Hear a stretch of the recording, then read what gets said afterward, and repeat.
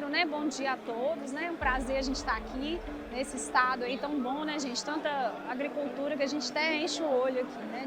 Eu gosto mais de vir aqui para o Mato Grosso e ver tanta lavoura, né? Tanta produtividade que a gente tem aqui e vocês também que estão de fora. Meu nome, então, é Cristiane, né, Paiva. Eu fico na Embrapa Milho e Sorgo, que é em Sete Lagoas, Minas Gerais, tá? Eu sou pesquisadora da área de microbiologia e liderei a pesquisa de desenvolvimento do inoculante Biomafos, que a Embrapa lançou recentemente, né, em 2019, em parceria com a empresa Bioma, que foi um inoculante voltado para o fósforo. A gente tinha até então no mercado vários inoculantes para nitrogênio, e a gente viu aí uma necessidade grande, né, de termos um produto biológico, um produtor, aproveitar de forma mais eficiente o fósforo. Por quê, gente? O fósforo, né, toda a parte energética da planta, então quando a gente pensar em produção de raízes novas, arranque superior das plantas, você tem o estabelecimento da soja, de cotilédone, vão pegar aí, né, culturas perenes também, o estabelecimento da muda, né? Ali a gente estava conversando agora sobre café, você precisa do fósforo. E esse fósforo, ele tem que ser entregue para a planta até o florescimento de forma eficiente, tá? Ele é responsável também pela produtividade e enchimento de grão. Então, se a gente não tem uma nutrição adequada de fósforo desde o início da lavoura, do ciclo, o enchimento de grão ele pode ficar comprometido, a formação, né? Ou seja, aquela parte superior ali, no caso do milho, por exemplo, né? Até o final da espiga e da soja também. Então, nesse caso, gente, o fósforo é de extrema importância que a gente tenha uma melhor absorção, principalmente no início do ciclo. Para isso, os micro-organismos vão ser eficientes. Se a gente tiver um encharcamento ou falta de chuva, veranico prolongado, a gente tem um parceiro a mais, né? Que são os micro-organismos, para alcançar aí maior absorção e maior potencial produtivo lá na frente, tá? Bom, nós estamos vivendo uma crise de fertilizantes, não é novidade para ninguém, né? Problemas de importação. Nós somos um país dependente e agora a conta chegou, né? A gente sempre avisou isso, a gente sempre se preocupou até na Embrapa, porque a gente importa muito fertilizante. E aí, o que acontece? A gente fica, né, sempre refém desses preços, né? Alta do dólar, balança comercial. Por isso, os biológicos, eles vêm com uma alternativa para uso eficiente desses fertilizantes, né? Para que a gente aproveite ali aquela poupança de fósforo que nós temos aí dentro do solo nosso brasileiro. Porque o fósforo, gente, ele é um elemento de difícil mobilidade na argila que existe no solo tropical. Se fosse Estados Unidos, nós não teríamos tanto problema. Mas no Brasil, os nossos solos são mais lavados, né, pela chuva, e aí a nossa argila, ela fixa muito fósforo no ferro, tá? E principalmente também do próprio fertilizante, no cálcio, né? Naquele fertilizante que é usado, às vezes 100 quilos que é jogado na lavoura, só 10 quilos, gente, que vai para a planta. É muito pouco aproveitamento, então são fertilizantes de baixo aproveitamento. Esse restante ele vai se acumulando anos e anos no solo, que a gente chama de poupança do solo. Além disso, a gente tem na propriedade também bastante fósforo orgânico, né? A gente fizer uma análise aí de fósforo total, vocês vão ver que onde você tinha ali 40, 60 pontos de fósforo, vai transformar em 800 até. Porque é o fósforo total que existe ali, orgânico e etc. Então, o que acontece? A gente precisa ciclar esse fósforo. Na natureza, como que isso acontece? Como que uma mata se fertiliza de fósforo, gente? Como que acontece essa dinâmica aí, né? Então, a gente tem micro-organismos, né, que vão trabalhar. Então, hoje, nós temos que preocupar com a nossa fertilidade biológica, né? O perfil, a gente fala tanto de perfil, né? Vamos formar um perfil, vamos preocupar com os micro-organismos benéficos, que de uma certa forma, durante anos de agricultura, nós meio que, como se diz, diminuímos essa população. E hoje, né, com essas práticas também de palhada, maior cobertura do solo, o que significa? Proteção térmica também para os micro-organismos, né, para as raízes. Se você tem misturas de coberturas, melhor ainda, mais fontes de carbono para os micro-organismos, porque eles se alimentam dos açúcares que as plantas liberam e eles também se alimentam dessas fontes aí. A gente tem excelentes coberturas também, que já são ricas em fósforo também. Então nós podemos manejar o nosso fósforo orgânico também na propriedade, além do nitrogênio, né, com essas rotações, e melhorar a biologia do nosso solo, tá? Então, é um manejo inteligente de nutrientes, né? A Embrapa está aí com a caravana Fest Brasil, colocando, né, novas tecnologias para o produtor também. E a gente vê que se a gente faz aquilo ali, né, aquela manejo do solo mesmo, né, análise de solo bem feita, calagem, a gente viu aí nas outras palestras. E o inoculante, gente, no caso do Biomofós, ele é uma ferramenta dentro de todas essas práticas para melhorar a eficiência de uso do fósforo. Nós sabemos que a planta, como eu falei, na natureza, ela já funciona biologicamente, né? Só que se ela tiver uma seca, por exemplo, um veranico extremo, o que ela vai fazer?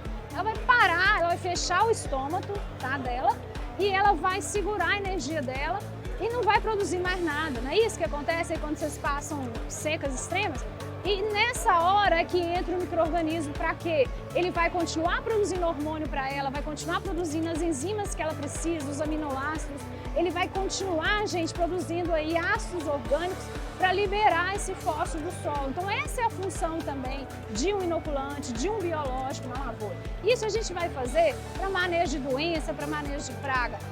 Hoje a gente aliar um produto químico a um biológico. Então vale para fertilizante, né?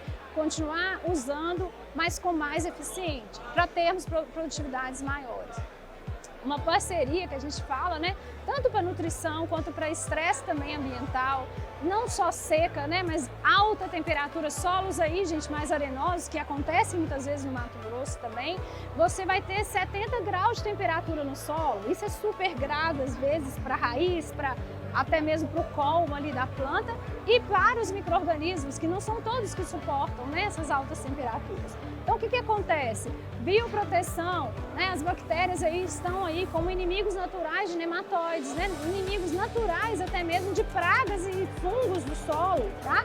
Então nós temos sim esses aliados que tínhamos lá na natureza e a gente migrou para uma lavoura que não temos mais, a gente tem que acrescentar micro-organismos benéficos ali, tá?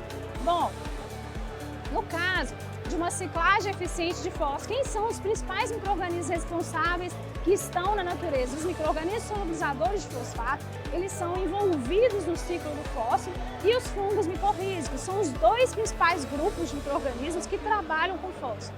Dentro do grupo dos solubilizadores de fosfato, nós temos os bacilos, que são os principais. O Bacillus megaterium, por exemplo, ele é conhecido como uma fosfobactéria, uma bactéria que está para fósforo, assim como o rizóbio está para nitrogênio. Então, na nossa pesquisa, né, a gente selecionou essas bactérias e estão dentro do Biomofós, né, que é um produto aí desenvolvido, então, em parceria com a empresa Bioma, com a Simbiose, para melhorar a absorção de fósforo. Aqui são todos os trabalhos de pesquisa, né? Foi o primeiro inoculante lançado no Brasil em 2019.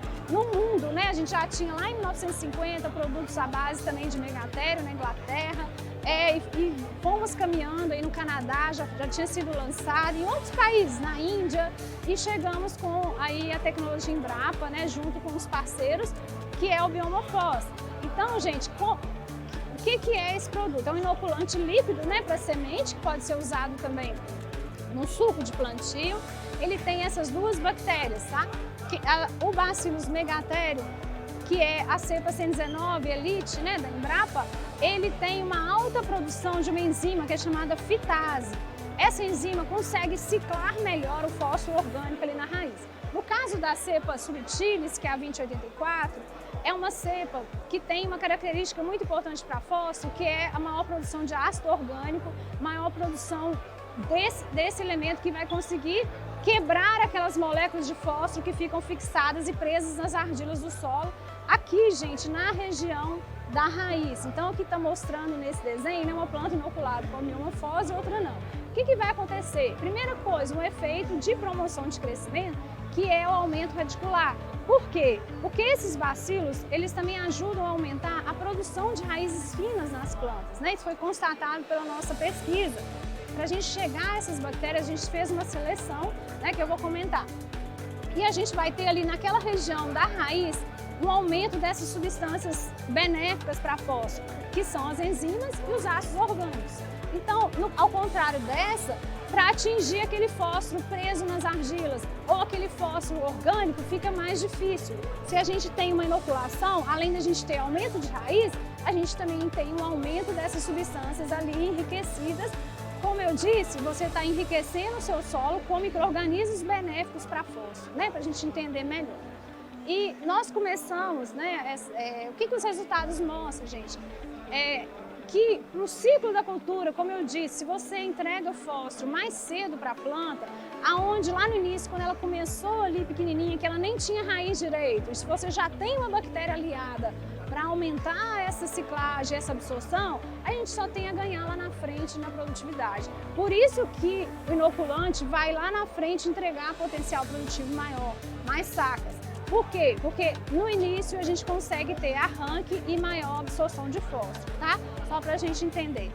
Isso é interessante também, que no início a gente tem um sistema radicular mais potente, até para fugir de nematóide em áreas de reboleira, para a gente suportar melhor estresse hídrico, né? Tem todas essas vantagens, tá?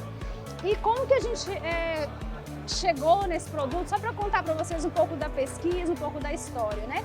Iniciamos os isolamentos, gente, em 2002, ou seja, hoje já vai, né, já completando aí mais de 20 anos de pesquisa. Então, fizemos uma coleta no Brasil inteiro, em várias áreas produtivas de soja e milho, onde a gente foi fazendo ali uma coleção de cerca de 450 micro-organismos. Eles foram testados primeiro no laboratório para ver se eles realmente tinham esses ácidos, essas enzimas, quais eram os mais eficientes. Ali, por exemplo, o que vocês estão vendo transparente, né, em volta da bactéria, é uma bactéria 2084, a cepa do Biomorphos, que ela produz tanto ácido que aquele branco do pó de rocha, vocês conhecem, né, um fosfato, né, natural, ele foi solubilizado, então por isso que ficou transparente. E aí vai indicando, né, que ela é eficiente. Então a gente foi fazendo esses trabalhos de bancada, depois a gente começou a testar nas plantas, né, de milheto principalmente, de milho, e vimos, né, que elas realmente aumentavam o volume de raiz, elas tinham um potencial a mais do que outras bactérias para exportar mais fósforo para a parte aérea. Né? Nesses trabalhos aqui, ó, a gente testou em campo, na região de Goiás, Sete Lagoas, e o que a gente constatou? Que, no caso ali da inoculação da bactéria 119, ela aumentava a quantidade de raízes finas, né, em relação à planta não inoculada, que é o que a gente via lá na lavoura do produtor, né, quando a gente arrancava a planta no início, com 20 dias de milho, e maior exportação de fósforo para o grão. Né? Essas bactérias, elas têm também uma característica genética disso aqui, como eu falei, que é esse gel que é produzido em volta da raiz, que é o biofilme, né? Essa cepa 119. Ela tem uma genética voltada para isso, que vai o quê, gente? Aumentar a área de superfície para um elemento que é tão difícil de ser absorvido, que é o fósforo, né? Que é importante. Experimentos de campo, né? E depois, quando a gente começou a fazer esses experimentos, lá em 2012, também 2013, nos últimos finais, nós fizemos a parceria com a Simbiose Bioma para a gente validar agronomicamente, de acordo com o Ministério, em áreas comerciais, em áreas de lavoura também. Então, foi bastante importante para a Embrapa, né, essa parceria, porque a gente precisava também de uma formulação industrial de qualidade, né, para que desse certo. E a gente fez aqui ensaios de várias safras com ganhos médios em milho de 15 sacas, dependendo da região. Aqui a gente tinha um solo com fósforo mais baixo e aqui um fósforo mais alto.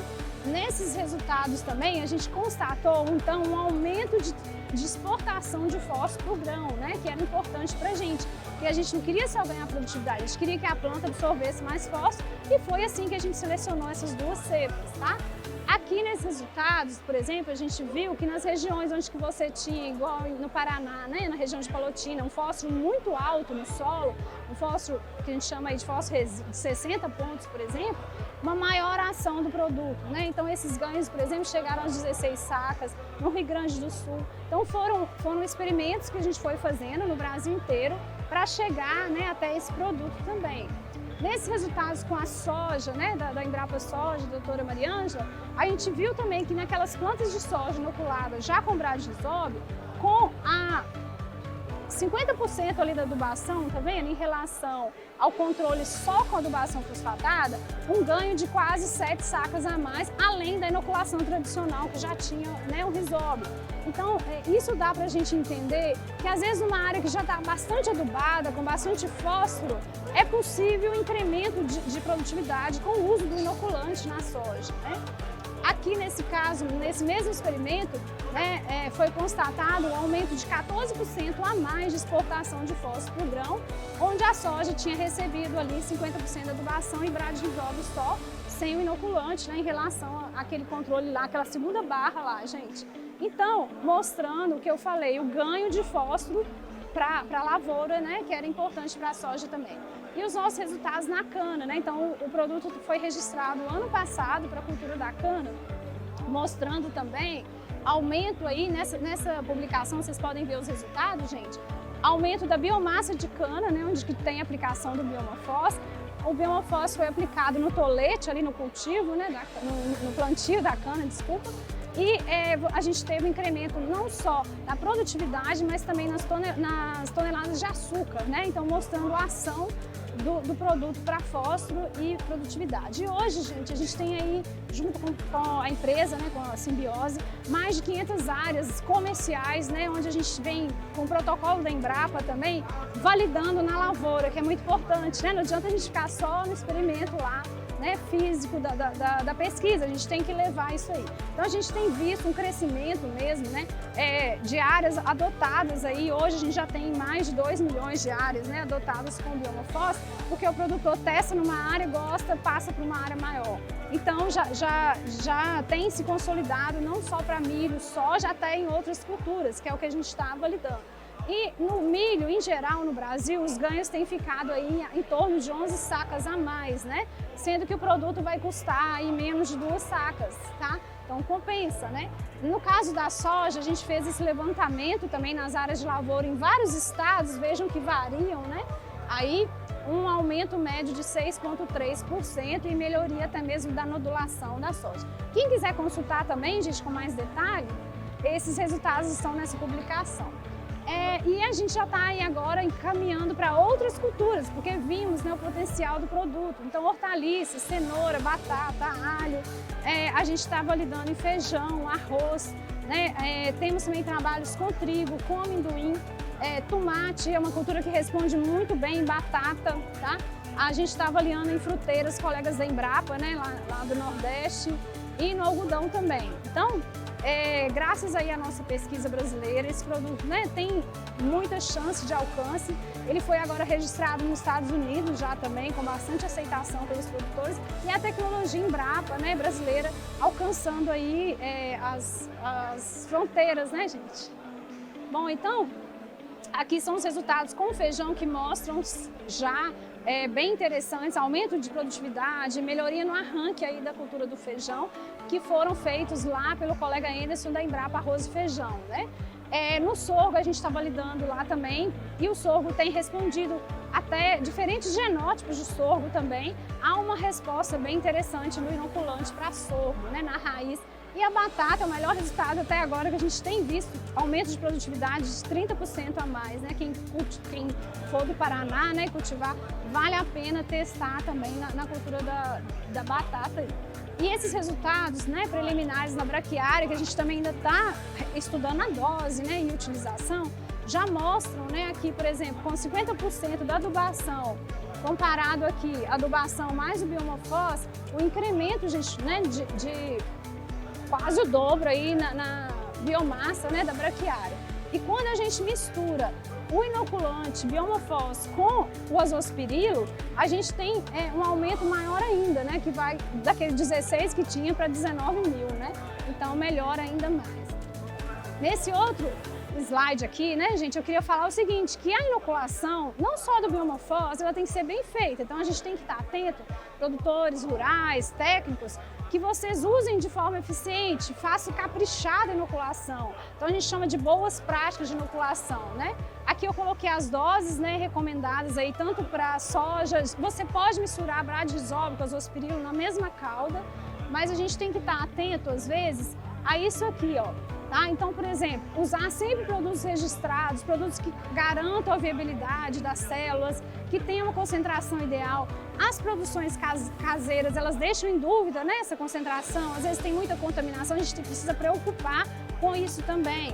Né? Então, a dose adequada, transporte, armazenamento sempre na sombra. Se você inoculou na semente, que então, nesse caso, já plante. Por quê, gente? Aquele tratamento químico que tem na semente, inseticida, fungicida, pode danificar as células e diminuir a sobrevivência. Então, a gente tem que inocular e plantar rápido, né? Não pode misturar na mesma cauda, né, químico com biológico, porque vai dar problema, né? Vai diminuir a sobrevivência.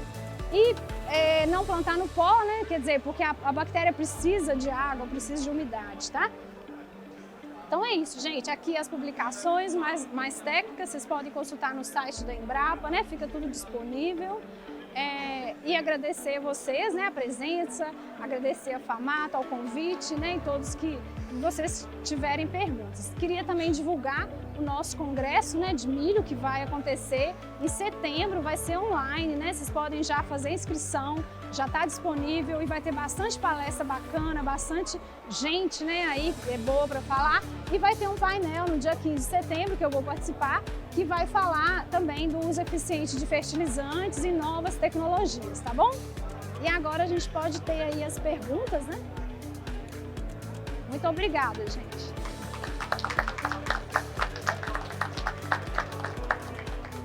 Vou começar aqui.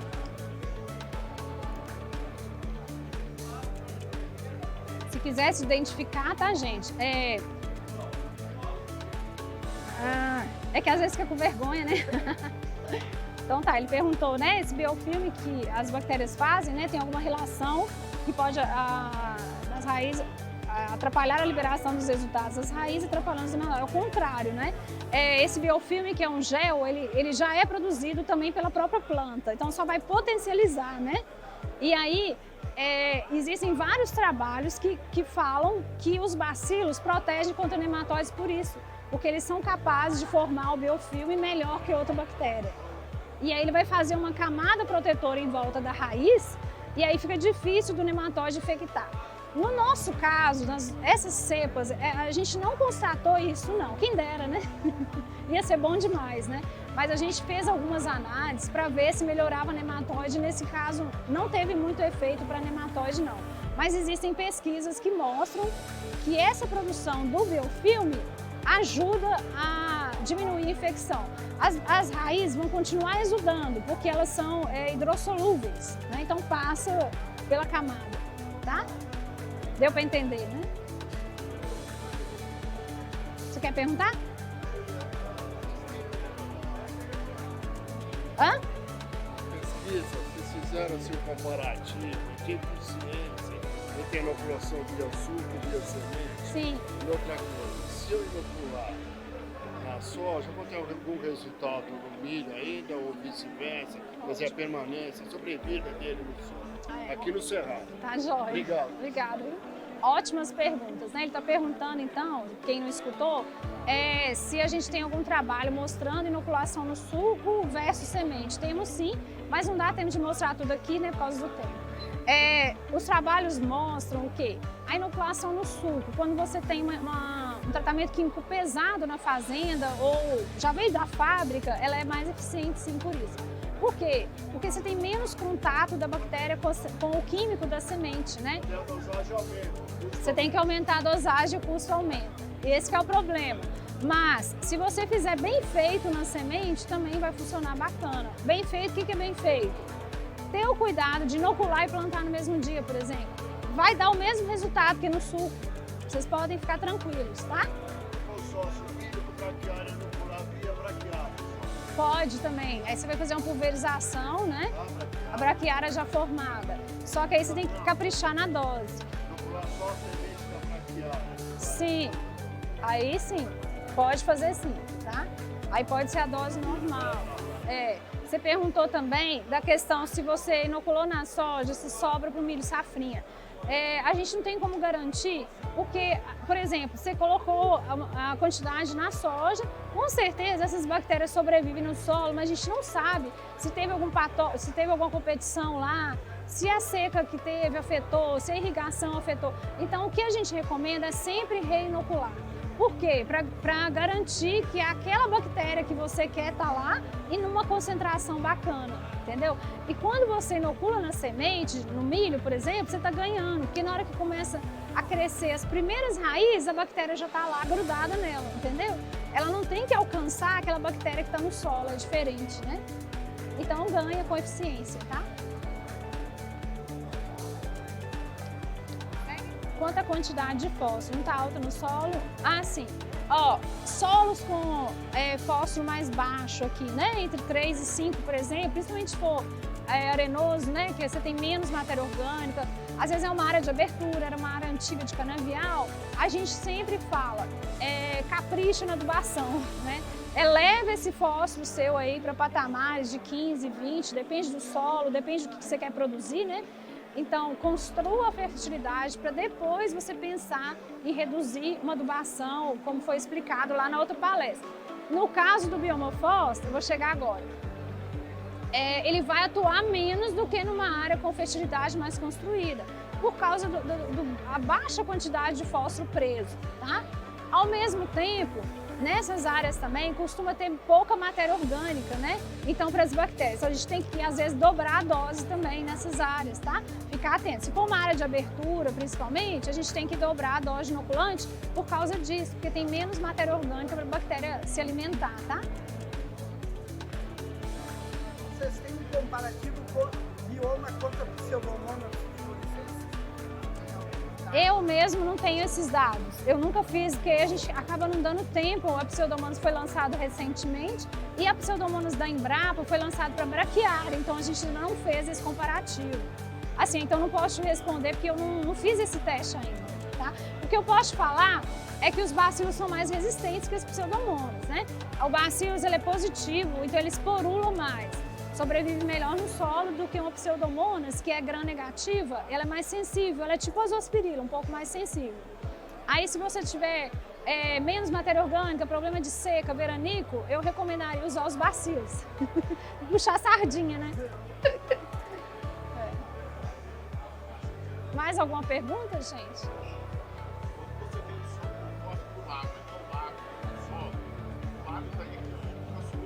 Isso.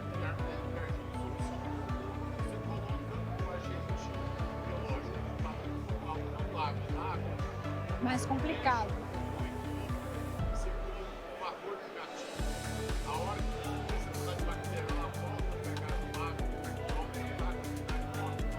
Então. Pergunta difícil essa, né? Mas inteligente, né? Muito inteligente. Depende do que você chama de fósforo não lá. A gente chama aquele que não tem mais jeito, aquele perdido. Isso que eu ia falar.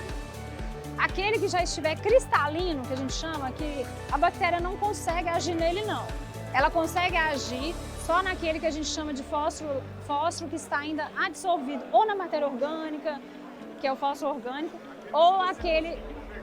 Sim, aí você consegue. Aí aquele que está absorvido nos óxidos de ferro e alumínio ou na argila ainda, não totalmente preso, né, ainda. Então ainda existe uma capacidade de troca catiônica. Isso é dinâmico, igual você falou, solubiliza, fixa. Se você pensar que na raiz, onde que a bactéria está, esse dinamismo vai acontecer de forma mais favorável para o fósforo, vai ser positivo o efeito, entendeu? E não negativo. Por quê? Porque você vai estar aumentando o ácido, a enzima ali na raiz. Agora, se você pensar no solo todo, aí, né, aí já é outra dinâmica. Mas a gente lembrar que as bactérias, gente, elas agem só na raiz, tá? Na rizosfera, é isso. Exatamente, tá? Elas não vão agir no todo do solo, a não ser que você pulverize, né? Entendeu? Aí, se você pulverizar o solo inteiro, aí você me conta o resultado, que eu também ainda não testei assim, mas não sei. É muita coisa pra gente pesquisar, né? Não dá tempo de ver tudo, né? Mais alguma pergunta, gente? Pode. Ainda tem tempo para perguntas? Tem mais minutinhos para perguntas, quem quiser falar.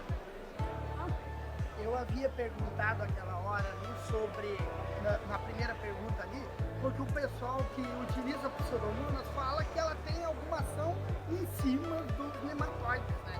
E daí talvez Sim. por causa que essa criação do biofilme, né, pode atrapalhar, porque o nematóide vem atrás do exudato que a raiz libera. Como ela cria Uma proteção, microfilme, né? isso, Então, tá certo. talvez, tipo assim, 80% do exudato só que é liberado. Sim. Então você dá uma cegada no nematóide, você acaba controlando o Pode nematóide, ser. matando ele de fome, porque ele não consegue chegar até na raiz. Pode ser.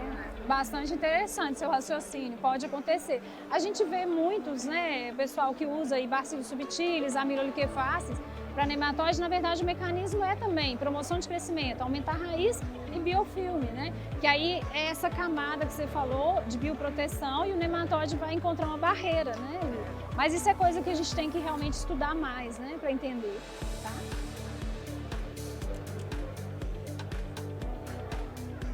Tem mais alguma pergunta, gente? Então acho que a gente pode encerrar, né? Queria agradecer. Ah, pode falar.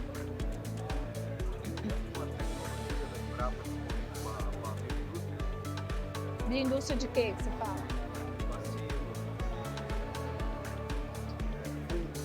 Sim, sim. Então, você está falando assim, indústria de biológicos, não é isso, tá?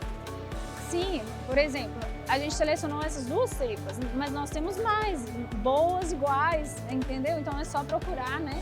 Aqui tá a nossa chefe de pesquisa, aqui, a Maria Marta. É só mandar um e-mail lá para nossa chefia ou né, pegando aqui meu contato, que a gente direciona para o setor de prospecção, que a gente chama, né, de negócio. E aí, na verdade, a gente tem na Embrapa hoje, por exemplo, 11 mil linhagens. Dentro desses 11 mil linhagens de bactérias, a gente tem 4 mil promotores de crescimento, que a gente fala. Aí tem azospirilo, bacilos, tudo que precisar, a gente inicia uma parceria, né, de desenvolvimento até chegar no produto final, tá? O que a gente tem hoje lá disponível? A gente tem solubilizador de fosfato, fixador de nitrogênio, azospirilo, micro-organismos com tolerância à seca também, tá? É dentro dessa área que eu trabalho. E controle biológico de doenças e pragas, que são os bacilos thuringienses para lagarta, baculovírus para lagarta também. Mais, né, Maria? Ah, sim. De macroinvertebrados, né? Que aí são os maiores.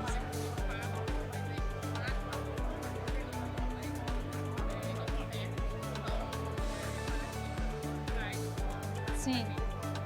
E tem também o Vircontron, né? E os outros dois que estão ali, cristal, que são a base de BT e baculovírus para lagarto. Pra você ter como modelo, né? Tá? Pode falar.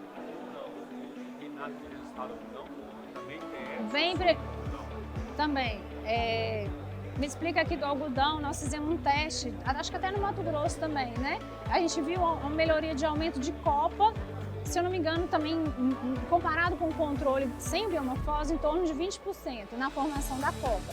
Mas a gente não chegou ainda na produção, né? Está avaliando na Bahia também, tem alguns resultados bem preliminares na semente, né? Agora, depois vai ficar quanto tempo ali no campo? O ciclo, né? Qual que é o ciclo da cultura? Sim, então seria só na semente mesmo, né? Isso mesmo. Não, então, só esse teste preliminar que a gente fez. Resultados de pesquisa científica a gente ainda não tem, tá?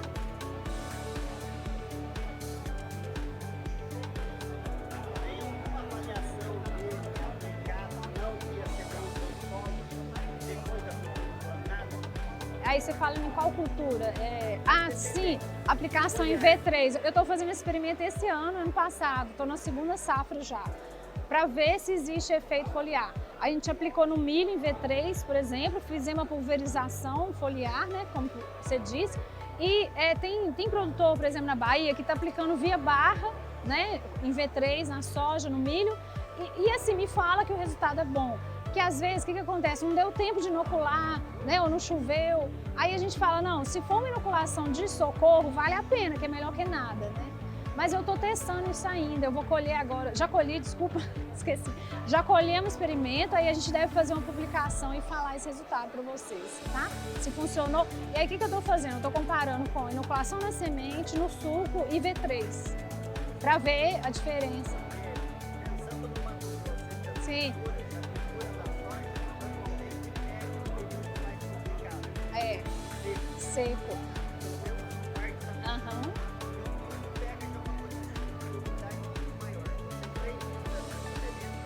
Quanto melhor a umidade, melhor. Sim, para as bactérias. Elas precisam da umidade para se desenvolver ali na raiz. Elas sobrevivem do que a planta exuda também, né? Libera de açúcar. Então, quando às vezes você tem períodos de seca mais prolongados, igual você falou aí, no caso aí da soja, as bactérias vão sentir mais também, né? Isso que você perguntou, né? Mesmo com essa resistência das bactérias, Elas melhoram, porque se você pegar uma área, um comparativo, teve seca, veranico prolongado, né? Ou falta de chuva, você pega um comparativo onde você pôs o biomorfose, onde você não colocou, a resistência da planta vai ser maior, porque a bactéria vai trabalhar para a planta, né? Então, quando a planta para de produzir os exudatos, quando ela para de produzir, fazer fotossíntese e produzir aminoácidos, hormônios, a bactéria vai ajudar um pouco nessa questão aí, entendeu? De parceria que a gente fala mesmo, né? Vale a pena, né? Inoculante, ele sempre, micro-organismo, ele sempre vai dar um acréscimo à planta. Tanto quanto aumentar a raiz, quanto proteção biológica, né? Que seria isso. Sim. Dá certo. Não acrescenta nitrogênio, não. Os bacilos são bem fracos para nitrogênio. A gente não vê aumento do N. existe alguma interação positiva ou negativa? Ah, com certeza. Agora mesmo vai defender uma aluna minha, uma tese de doutorado, que é a combinação de azospirilo com os bacilos e aumenta, além daqueles 10%, passa para 15%, 14% a mais quando você coloca o azospirilo. É efeito aditivo, né? Isso, Aí, mais o BRAD vai aumentando. Naqueles experimentos da Embrapa Soja, não sei se você viu, aumentou em 14% a mais quando colocou os bacilos. Já tinha o bradisóbio, né? Aí aumentou mais 14% no caso do fósforo. E em produtividade, mais 7 sacas. Então compensa, né? Ir usando.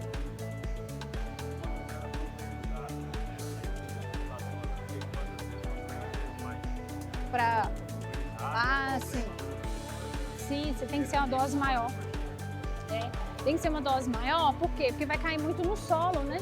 Então a gente dobra a dose ou triplica, tá? Eu tô testando só dobrar a dose, senão fica financeiramente inviável. Meio de cultura líquida, ele é líquido. Tem até uma moto, tá? Tem um stand também, gente, que vocês quiserem mais dúvidas técnicas, né? Tá? Pessoal, então vão agradecer, né? Terminando já. Muito obrigada a todos, viu, gente?